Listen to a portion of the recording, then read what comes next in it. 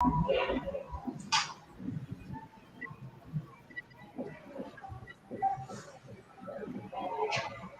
everyone. Good evening, and welcome to a session on The Cat People, a book published by Simon and Schuster that's been edited by Devapriya Roy.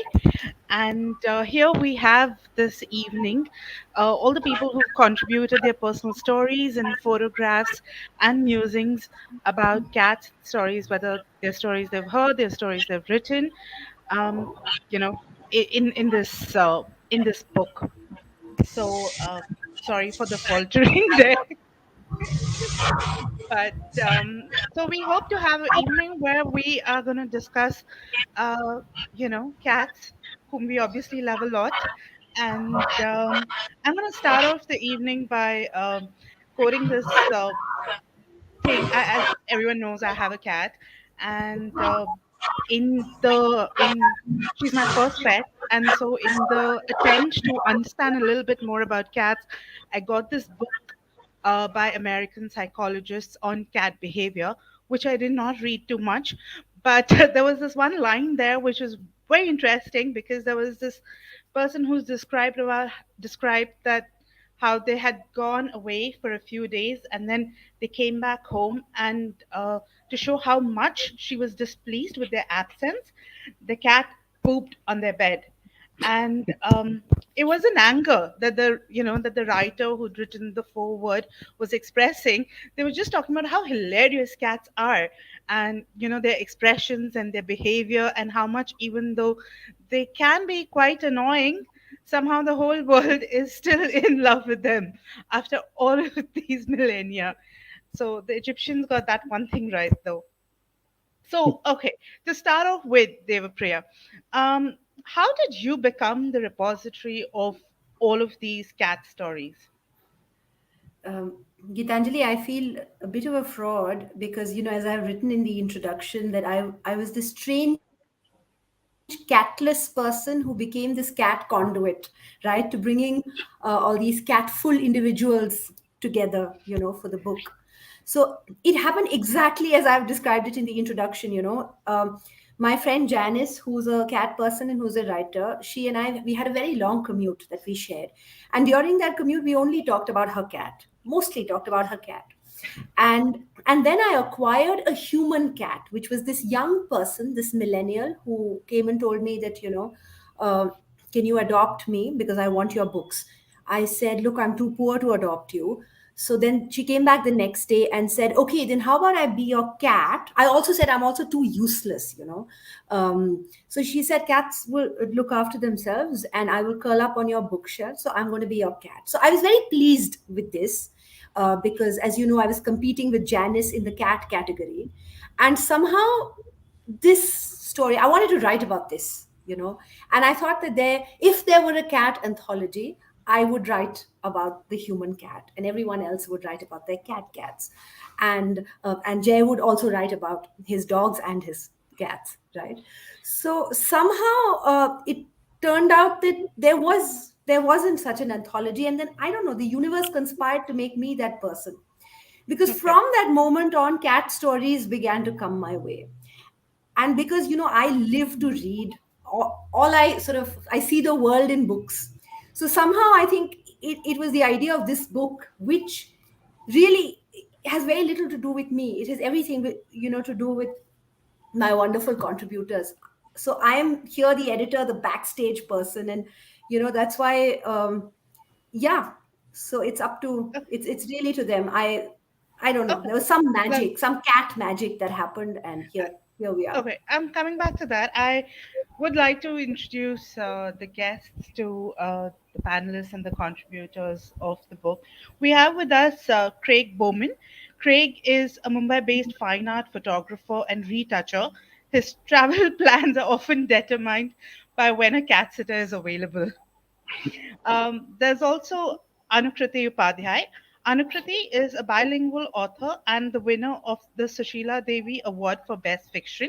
Hi, Anukriti. There's Jai Arjun Singh, who is an independent writer and the author of The World of Rishikesh Mukherjee and Jani Bhido Yaro. seriously funny since 1983.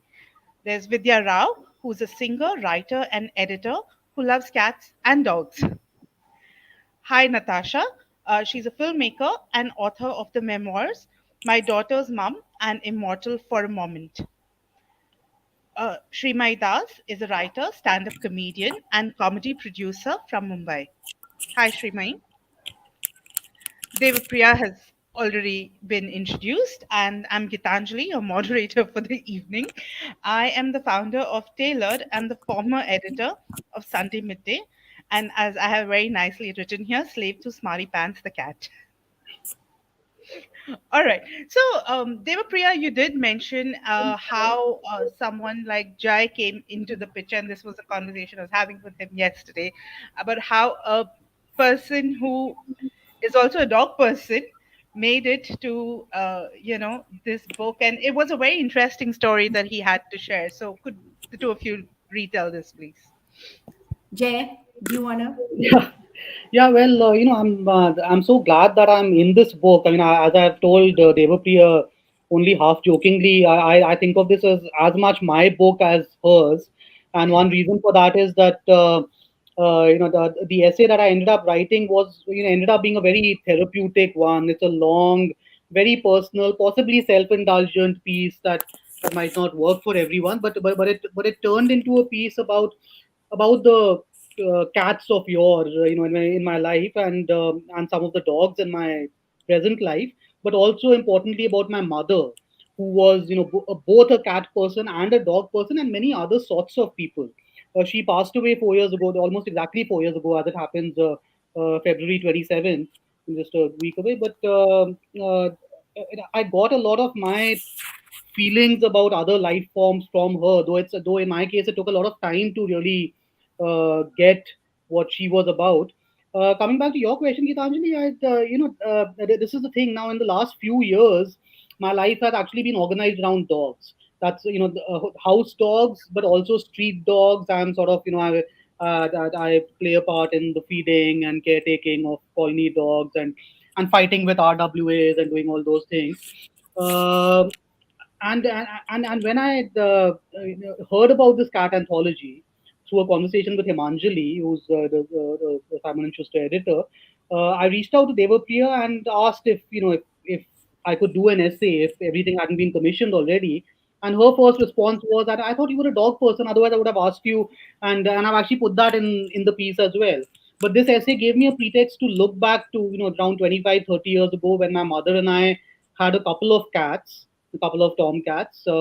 One of whom was with us for only just barely a year, not even a year, but Sandy, his name was, and he was really my first lesson in caring as an older sibling, perhaps if not a parent, for another for a tiny creature. And I wanted to write about that. I wrote about these cats, and like I said, about my mother as well. It's the essay is as much about her, which is why it's so personal to me.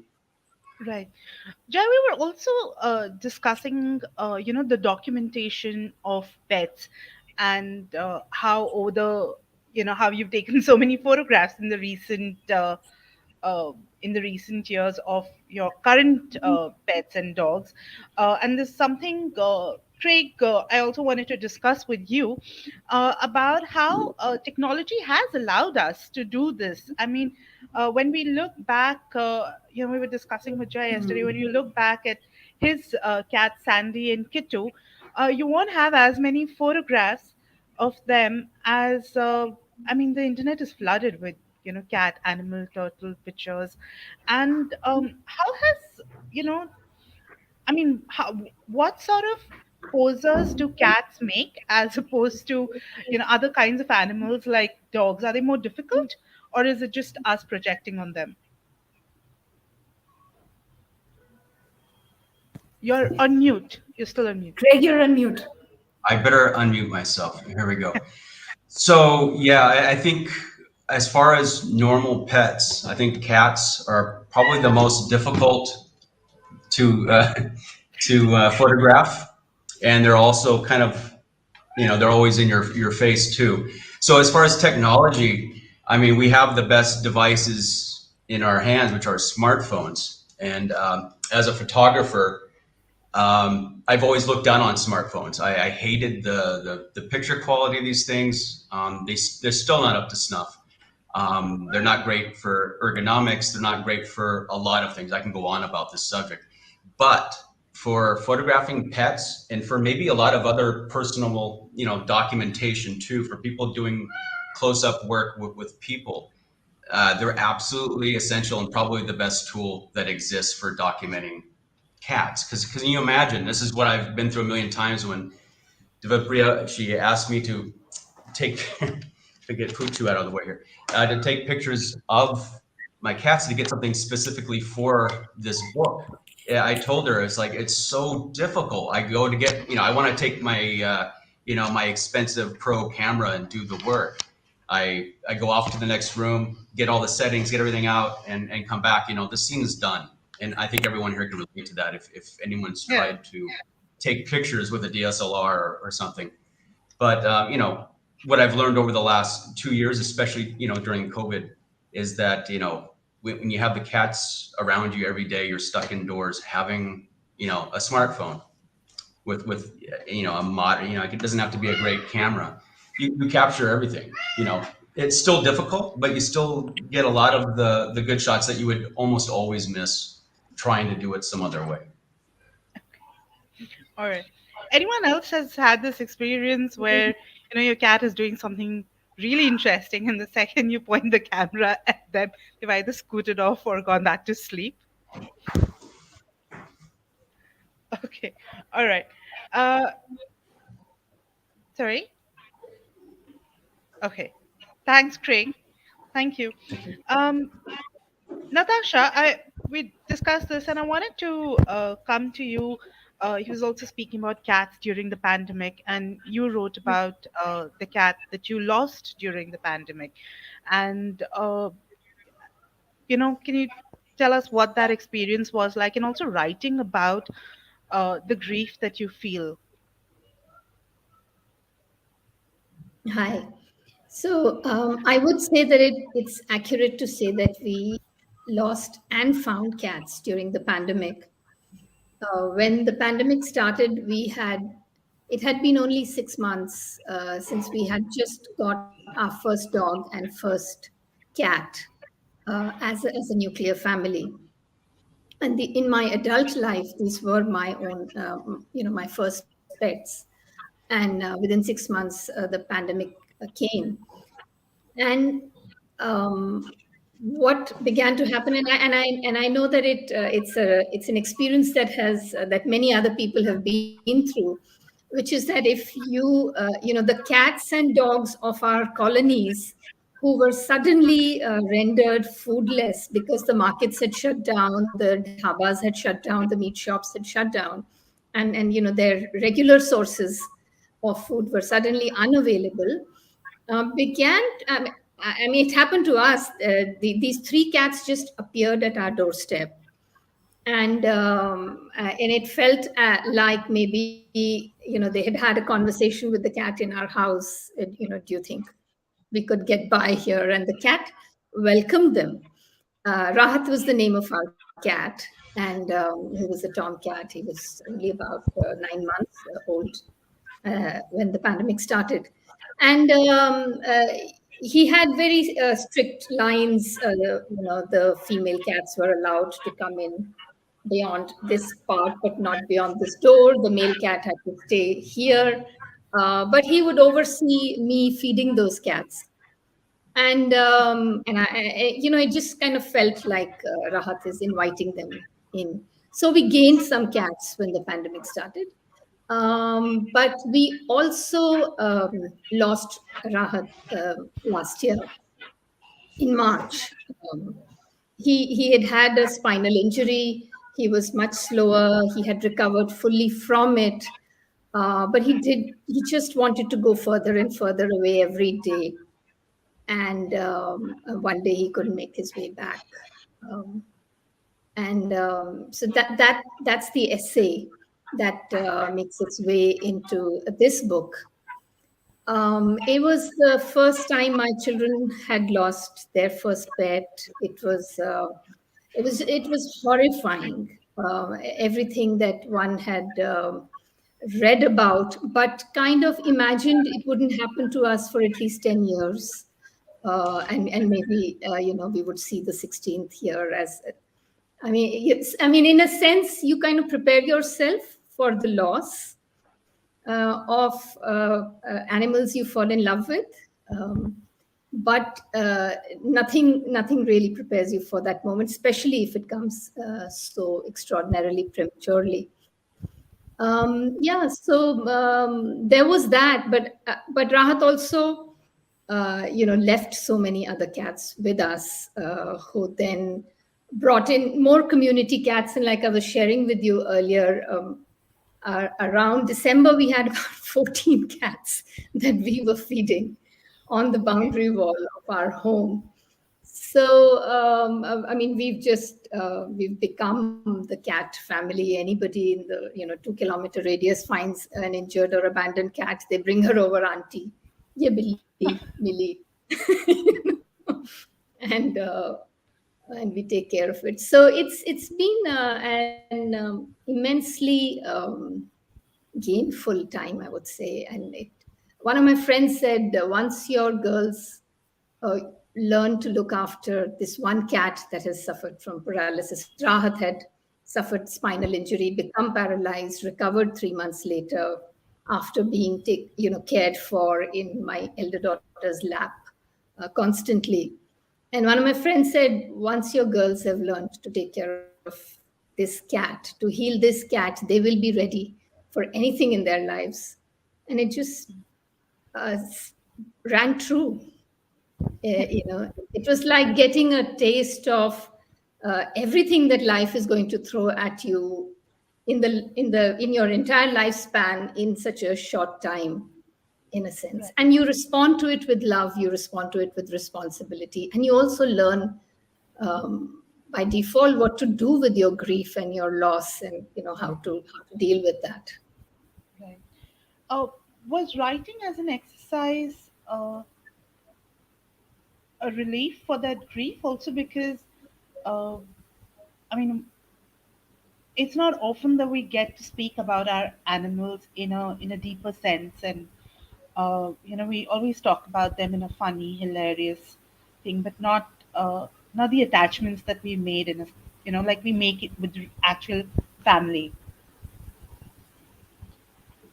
Mm, I find that while I was a little hesitant to begin writing about animals in, my own column on family and relationships, I worried in the beginning about whether there was an audience for it, whether it was okay to bring this effusive love onto, a newspaper page. And I learned to the contrary, that a huge new community of readers suddenly finds you, because it's an extraordinary kind of love that is so little spoken about publicly. But when the grief came, when the losses happened, there was no way to not write about it. There was no way to write about anything else except this heaviness of the heart. It had to be done, and back to back I had to write about it when I was asked to. Um, yeah, I mean, I hope it gets easier over time. Oh, Vidya, coming to you, you also wrote about the loss of uh, your cat, Sufi. And I mean, of course, you also wrote about a lot of experiences as well. Um, did this piece help in keeping some of those memories solid? Little things, little behaviors that we tend to maybe forget sometimes about um, about our pets.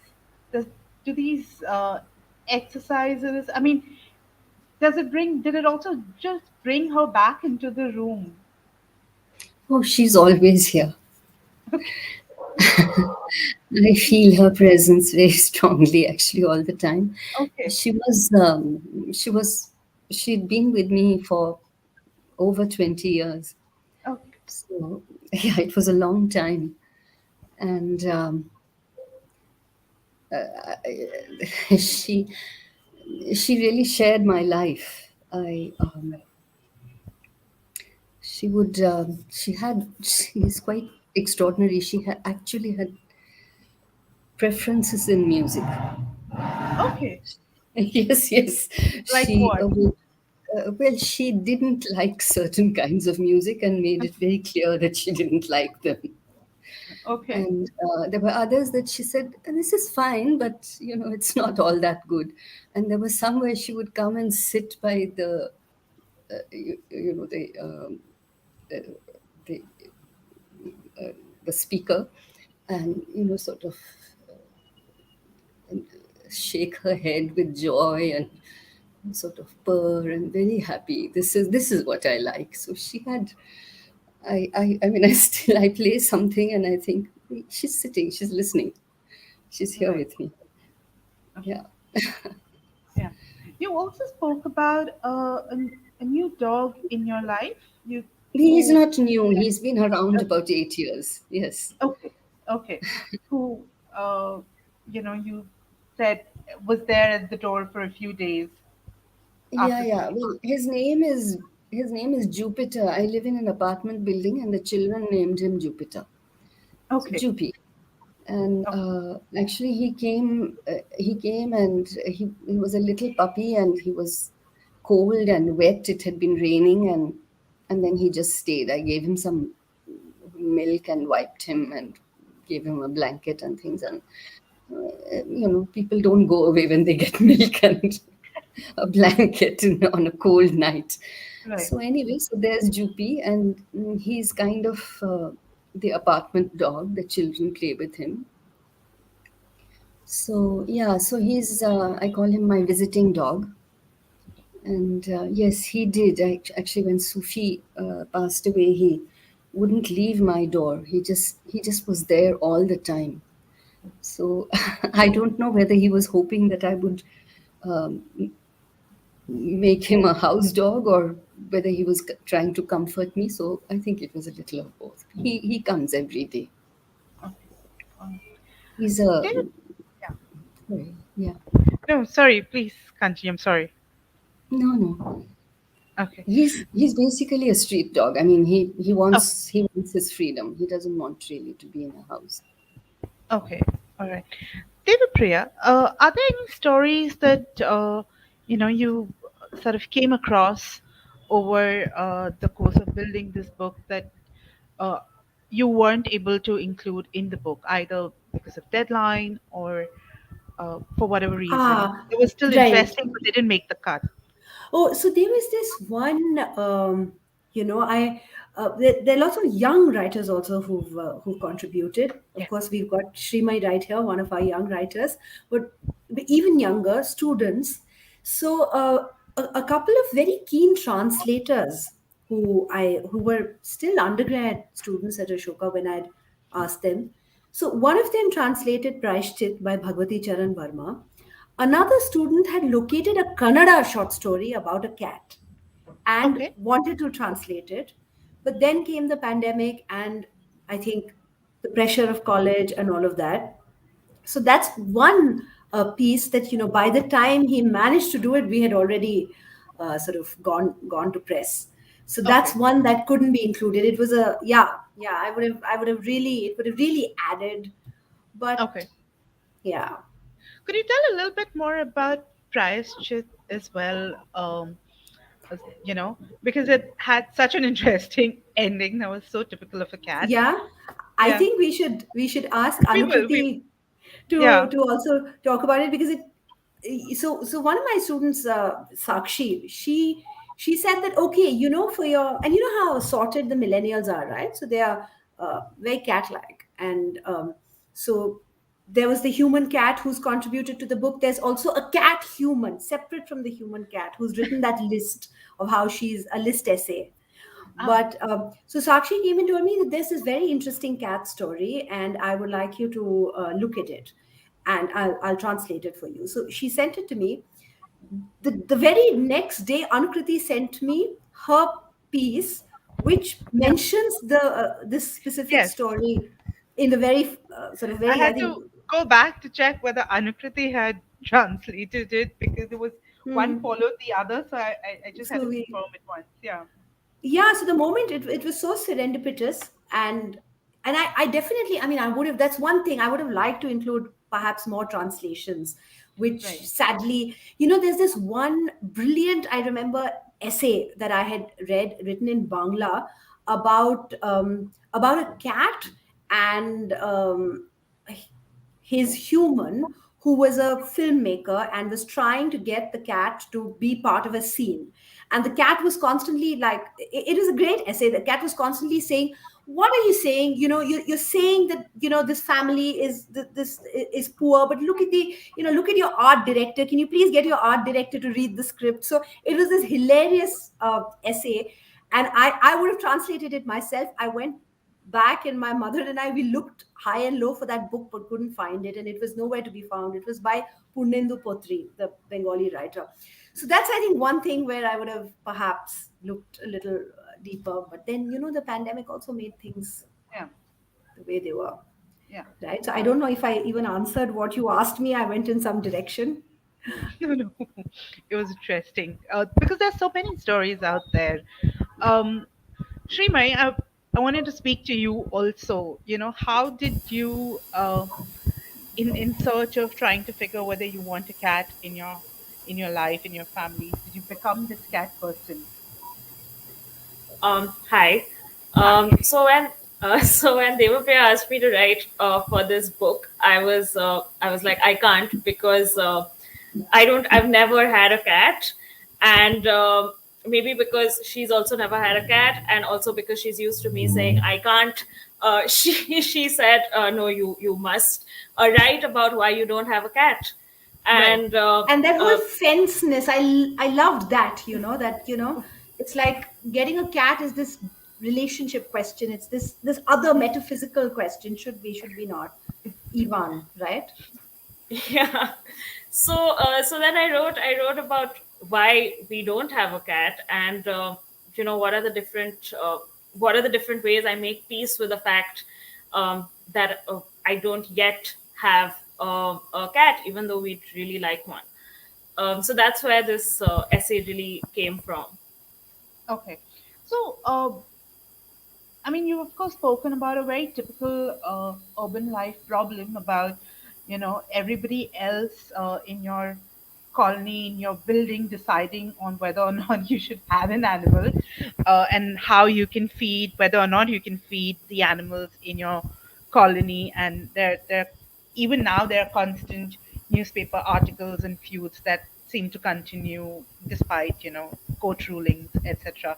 Um, how do you have spoken about shifting and navigating this conversation with society managers? Is that something that you keep in mind when you are looking for places about whether they seem to be pet friendly places or not? Um, I would ideally love to, but I think, unlike Jay, I don't have that courage to take on RWAs at the moment. The other reason is because I live with my boyfriend, and we are anyway. We don't. It's so difficult to get a house if you're not married. I mean, if people find out. So Yes. we don't want to start this. We just don't want to draw attention to ourselves, I think, Right. by fighting on an other issue. So we're just like, we keep telling ourselves that when we have the paperwork sorted, these things are going to follow. It's a part of the stability that we would ideally like, but we don't have as yet. Okay. If I can just say something, Gitanjali, Yes. hi. Hi. I was just reading your piece today, and that early bit about the run-in with this guy telling you Yeah. not to put the water out for the cat. Since you mentioned me, it's not just about courage; it's about privilege as well. I have this enormous privilege of living in my own house. Right. And in fact, I was reading your piece and just thinking again about the many people I've known who have been in the rented accommodation situation and are just bullied left, right, and center by RWAs, by landlords. It's horrible. And And despite the privilege that I just mentioned of having my own flat, which I don't have to worry about someone evicting me. It's still so difficult, and most of the battles I fight are in the context of dogs these days, because such is the nature of my colony. But it's such a running theme, I think, across so many of these crowded residential areas where you have a large number of very vociferous people who just don't seem to have the time or the mind space to look at other creatures, to look at other life forms, and to see that they, too are a part of this planet. I was at an RWA meeting just a few days ago where a 60 plus RWA president unself-consciously said something like, but we have to think about, we always have to think about human welfare first. What is this animal welfare committee? Why can't we think about human welfare? And I felt like telling him, the planet is almost dead because of thousands of years of human welfare. And it's such a stupid, foolish rhetorical argument. Sorry, I've gone off on my activist spree, but just a response to what No, you. I think you're right. Everyone will have a story, whether it's a rental or you own the place of a run-in with someone or neighbors, because so many of us are also brought up to be afraid of animals, dogs and cats. It's inbuilt, like they'll bite you, and it's now in at this age that I realize that cats especially just run away from you if they can. They have no interest except for your own cat. No one else is going to bite you. Uh, Anukriti, coming to you, I found your piece very interesting because you're looking at the world from the cat's perspective. We've often spent so much time wondering what is she thinking of, what is he thinking of, how do they see the world, how do they see, how are you able to put that and the seasons and the weathers? It is interesting because I do wonder what it would be like to take my own cat out and into the rain and see how she reacts to, the splattering of water.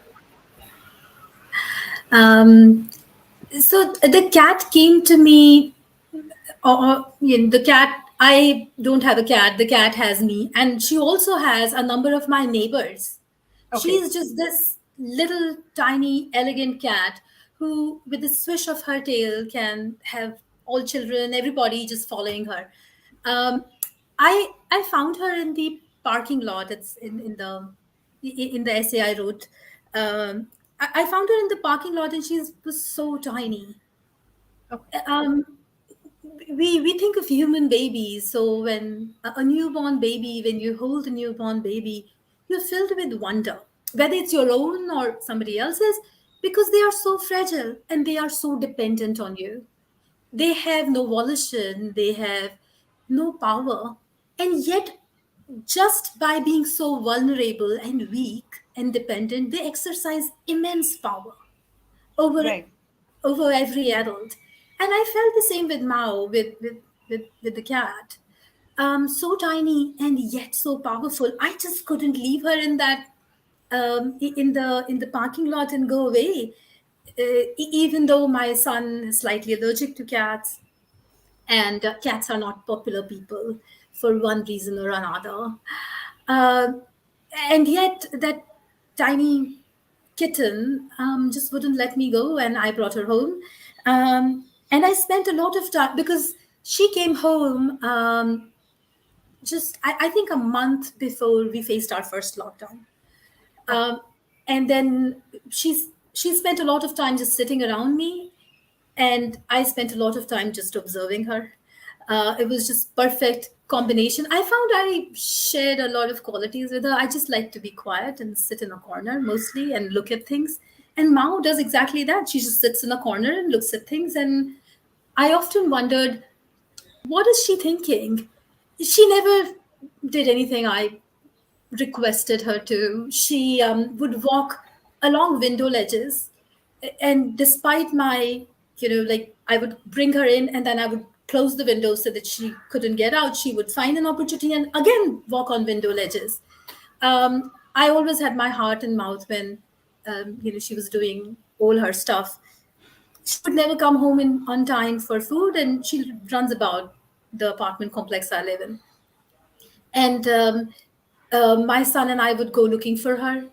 Um, while we were doing all this, I wondered, what is she thinking? Who are these people? Alien, huge giants, always on my, on my track. They can't leave me alone. I come to them when I want to, but they are always after me. So yeah, that set me thinking. And I have seen Mao just sit there and look at rain. She doesn't even mind it that much. She gets splattered sometimes, but I have never seen her ruffled or phased. I find it very inspiring. Okay. That is a question. I mean, how has your cat changed you? And this is to everybody on here on the evening today. How has your cat, I don't know, brought in a quality that you thought you never had, or made you realize something about yourself? Uh, yeah, Natasha. Um, I can say right now 2.5 almost. I mean 2 years, yeah, closing 2 years in the of the pandemic, lockdown, being stuck. Working from, studying, doing everything from home. It's changed a lot about us, and it's been a strain on all our relationships, including our relationship with ourselves. Okay. But I one thing that absolutely stands out is how feeding the cats calms me down. Okay. It's whatever I my mood may have become, whatever I might be getting stressed about. If I just walk out, step out, open the door, let in five of them, and feed them. If, Right. I've totally learned to redo house budgets, to all kinds of combinations of cat food and curd and oatmeal, and to be able to balance Their stuff. So nutrition. that's one thing. And the other thing is I've become a morning person. 5 a.m. in the morning, whether or not a cat has summoned me, I'm up waiting for the first meow. And it's, it kind of, everybody looks at me, you couldn't do this for me, or you wouldn't do this for that, but look at you. So there's a lot of jealousy to answer for, but it does kind of make you realize how there is an innate need to do care work also. Even Right. wanting to be to care for someone is nourishing for yourself. It isn't always something that takes away from you. It in fact gives you so much. Right. And how can you translate that kind of gentleness into your relationship Yeah. with the humans of your life, Right. Right. and yourself? Right. Thanks.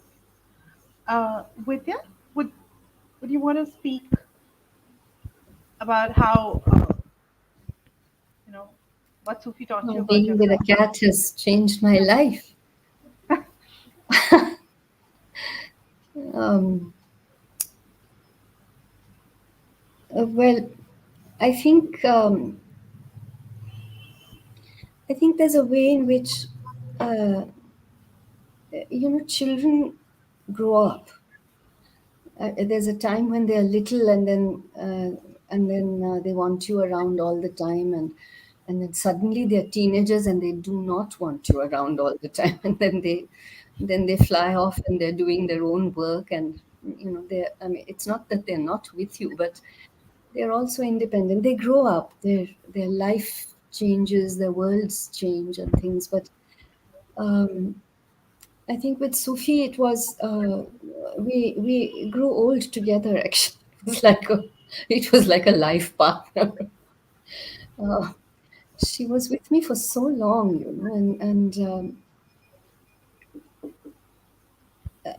and they don't go away. They need care all the time. They when they're kittens, when they're older, they need care, different kinds of care. And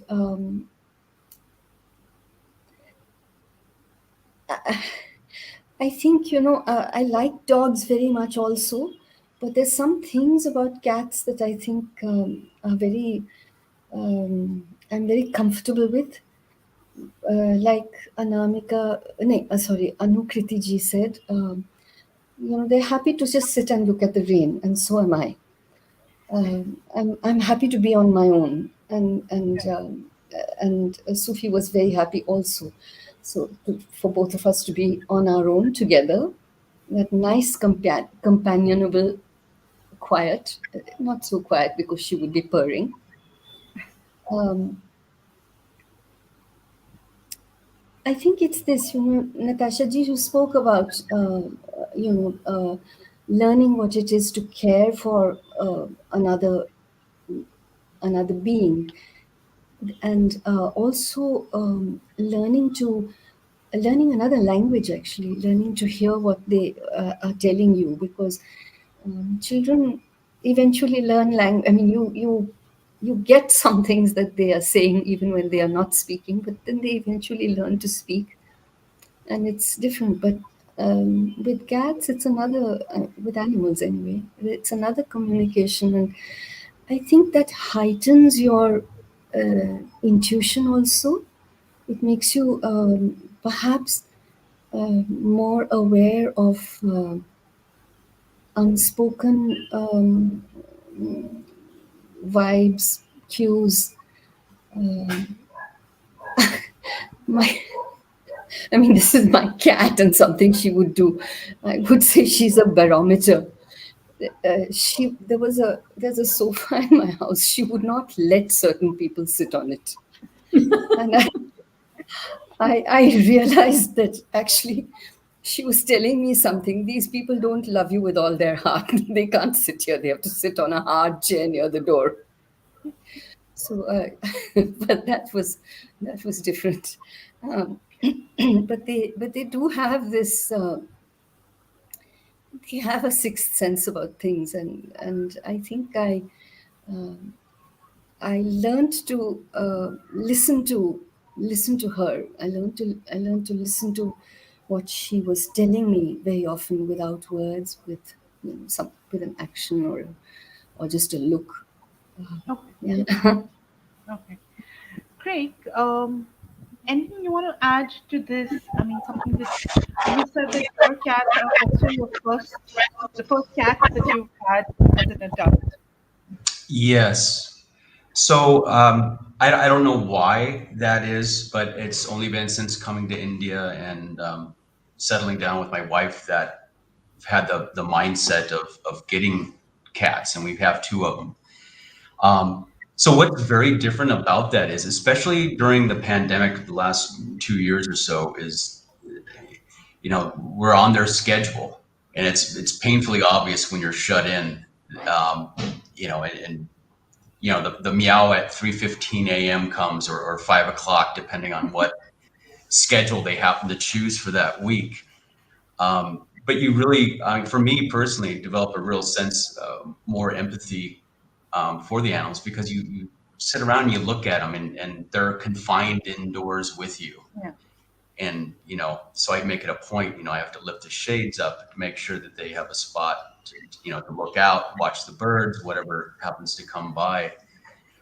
So yeah, there's this empathy that's there, that perhaps is even deeper than what one may realize initially when before you actually start owning cats, or any sort of animal for that matter.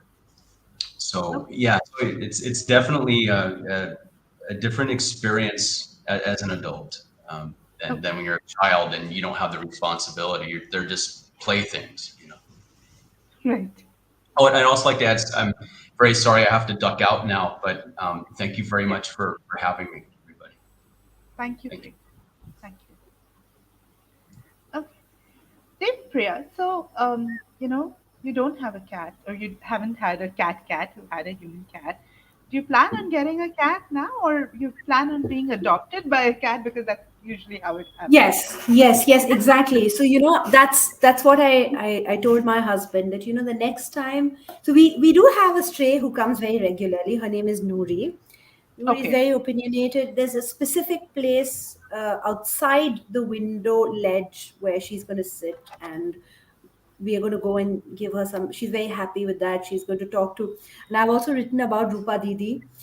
Rupa Didi has in her horoscope this thing that cats will come to her. Okay, so cats have always come to her. She has a house full of cats, so every day I get the latest update on what's going on in her cat's life. So Rupa Didi talks to Nuri quite a bit. Rupa Didi is good with cat. I'm like, very anxious and hovering, and then I realized that I shouldn't be anxious and hovering. But the thing that I was thinking about when everybody was speaking, that what I want to mention is how, when this book came together, it was a it was a it was a difficult time. It was a difficult time for the whole world, for all of us personally also.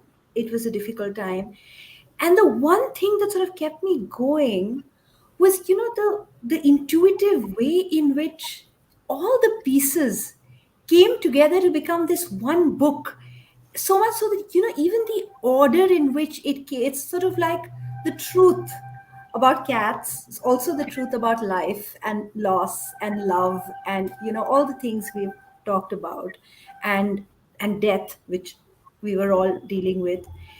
And that's to me the wonder of that I really held on to this, and as the essays would come and I would read them, and it's like one piece of the puzzle. And then they all came together. So I remember that as soon as I read Vidya ji's piece, I knew that this is the final one. This is where, with that butterfly that comes, this is where we'll end it. Each of the pieces sort of found their place, and it's like a cat. The book is, you know, Yeah. so yeah. So it kept me going to the Oh, last 2 years. Really, in yeah. some way. Yeah. Anukriti was also talking about watching the cat in the lockdown. I think for a lot of us who spent so much time outside of the house for work prior to the lockdown, it was a nice moment to be able to just sit and watch our pets. I mean, that is not an opportunity I had really to just enjoy her. So, yeah, so was the lockdown even more special? The I, I hesitate to say it was special. The lockdown was quite a difficult time because uh, all of us, I guess, were trying to find help for people who were either trying to get back home or had all sorts of Right, economic difficulties, etc.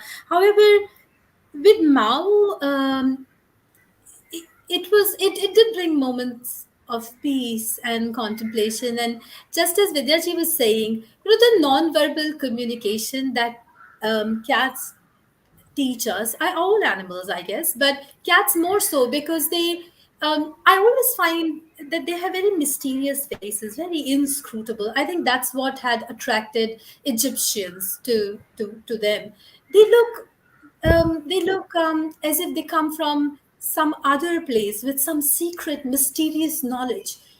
They their large eyes are deceptively unscrutable. I mean, you would feel that large eyes are expressive, but you look at a cat, you can gaze into her eyes or his eyes, and you can't figure out what's happening in there. So, I Mao made me think of many things. She made me realize and accept that some mysteries are not to be solved. It's okay, and you can still take pleasure in contemplating them. On more mundane levels, she also taught me how to um, gauge when she's unhappy, because she would go and poop in my son's room when she thought that I was here. She thought I was not being attentive enough, or I was paying more attention to him than to her. Um, so I learned very quickly, and so did my son, who actually loves cats. He's a cat magnet. Wherever he goes, he collects the neighborhood cats.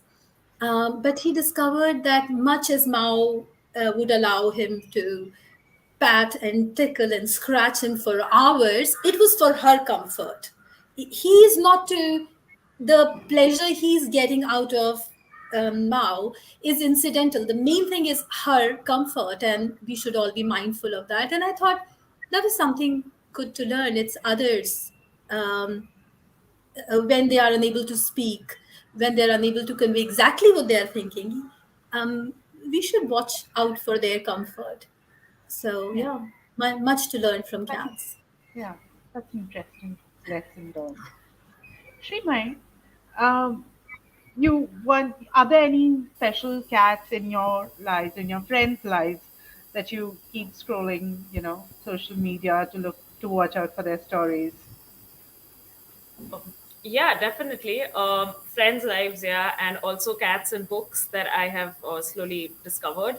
I think nowadays sharing cat videos is almost like it's a love language. Right. It's kind of what we do with our friends when we know that somebody is not feeling good, or Yeah. if somebody is going through a tough time, you scroll through Instagram and you find the cutest cat videos, or the funniest cat videos, and you WhatsApp it to your friends and your loved ones. We've been doing a lot of that in Oh, the pandemic over the last 2 years. right. So I feel like there are some cats on the internet who I have not met, but I know everything about their lives, Yeah. and it's like if I didn't get an update from them in a few hours, I would be as worried as not getting an update from like my parents or my boyfriend. Correct. Um, does anyone have anything else to add to this absolutely wonderful conversation? I I would just like wanted to, yeah, yeah, Yes. sorry, sorry, sorry. you go Yeah. first, Jay. I Uh, just wanted to thank Okay. Devpriya because she made me realize how much I am living vicariously through Mao, who was still allowed to wander abroad and I was not, and how much uh, I had missed cats before I found Mao, and how my life has had been catless for a very long time. So just wanted to say thank you for making me write that one. I well, just want to thank my Sorry. contributors, like I keep saying that I'm the backstage person, this sort of this ultimate truth comes together because of the way, everyone wrote. So I'm just so glad to be the glue. Jay, you were going to say something. Yes. No, I was just saying we all need to thank Devapriya for being the glue because it's a book that was it's a lovely book, and I think what you said also, the rings too, as some, I haven't read all of it yet, but I've read enough of it to get a sense of what you were saying about the structure just coming together, and and each piece finding its rightful place. It makes a lot of sense when you read it from beginning to end as well. And And to me, that was really, really sort of, fascinating because before this, when I've written something, it's always been sort of making my way through the dark, that it's only one chapter leads to the next, right? And here there were so many of us, there were 33 of us, but somehow we managed to, and and it's not that everybody knew what anybody else was writing about. They didn't know what they were going to write about. I didn't know. It was all very vague and in the air and mystical and inscrutable, and it just sort of came together. I can't get over the wonder of that. It is. Even as I read it, I get the sense that in trying to encompass cat people, it's not just someone who has a cat at home. It's someone who had a cat maybe 20 years ago. It's someone who likes cats but does not have. So it's about uh, an all-encompassing love. It's not limited to the ownership, because I mean, of course, the tables are different here. actually, Gitanjali, I was also when Vidya ji and Natasha was speaking earlier. It also struck me, another reason why a collection of pieces like this about cats, is so interesting and important is because we tend to have a lot of these stereotypes, right, about cats being Right. independent, not or not needing care in the same way that dogs do, Right. etc. And I think most of us who have actually had close relationships with them will know that it's much more complex than that. Of course, Right. they need us, and we need them, and there are different ways of showing love, demonstrating feeling. And again, I just to add to what Vidyaji and Natasha was saying earlier about care and empathy. For me personally, though the cats that I've written about are cats that are 20, 25, 30 years in the past. As a 16-year-old, when Sandy first came into my life, and I think I mentioned that in the essay as well, I had some of my first lessons in caring from looking after him. And I would, because we were worried about him. He was so small, and we weren't sure about letting him go out by himself. For the first few weeks, I was taking him down on two leashes strung together. Before I went to school for 15, Right. 20 minutes, I would walk him in the park the way you would walk a dog. But he climbed the tree for the first time while I was holding those two leashes. It's that level of trust and closeness. So I think all that is just pretty much all the contributors in this book would have had variants on those experiences, Right. experiences in Right. empathy and care. Yeah. Do you still straddle the dog person, cat person question? Because I feel that, people who've had just dogs will always identify themselves as dog people, but people who've had cats generally will like all kinds of animals. They won't draw those borders and boundaries, etc. I think many writers I know tend to be cat people partly because uh, on the whole, we're dealing in generalizations. I think cats do tend to be a little lower maintenance than dogs do.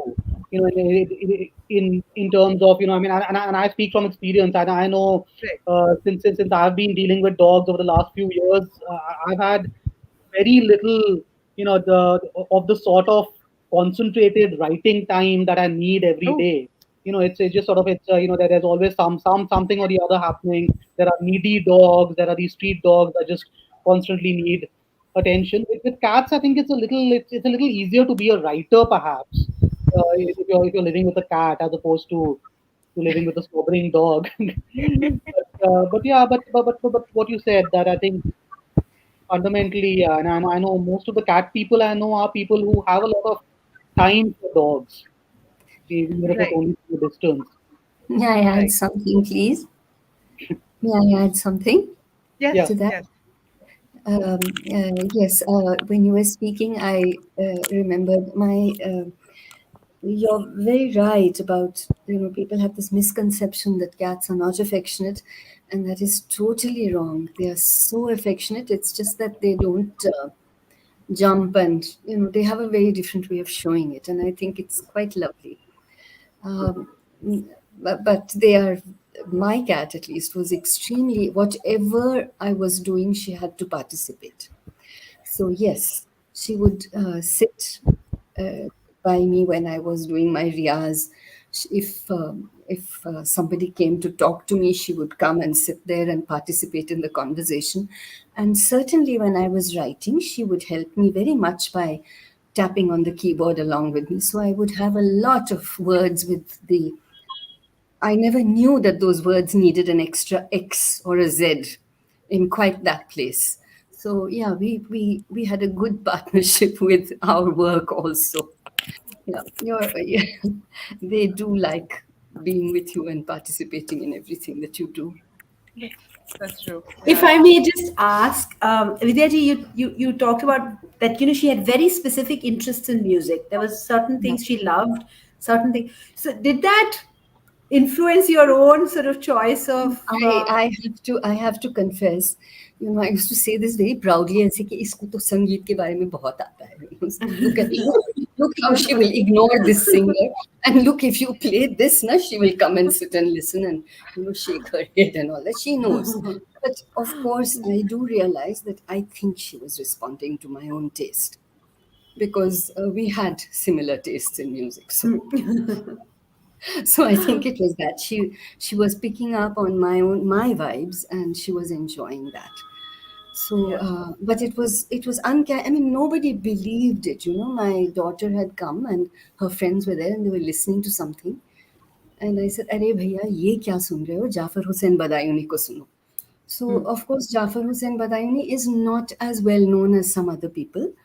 And my daughter said, "Oh yes," she said, "I'd forgotten about him, and मैंने बचपन में उसको सुना था." Anyway, she started playing that, and Sufi, who had been sitting and not protesting. I mean, she protests, for instance, with a lot of other music, which I shall not name. But I was just then going to ask, tell us what.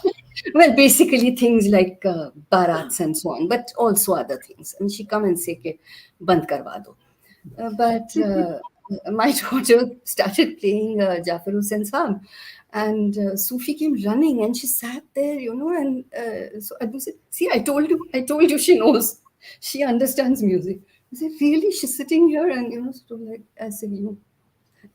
So, but I think Devapriya, actually, she was responding to, she was picking up on what I like, because it was always what I like that she was responding. Yeah, but it's a nice story to tell people. My cat knows music. Yeah. Is there going to be a second book, a follow up to this, with all the other stories that we haven't heard today? I'm looking at my contributors. I I think hope there I definitely hope should. so. I think there Yeah. definitely should be. We need a lot more animal books. We need a lot more animals in fiction, in non-fiction, in personal writing.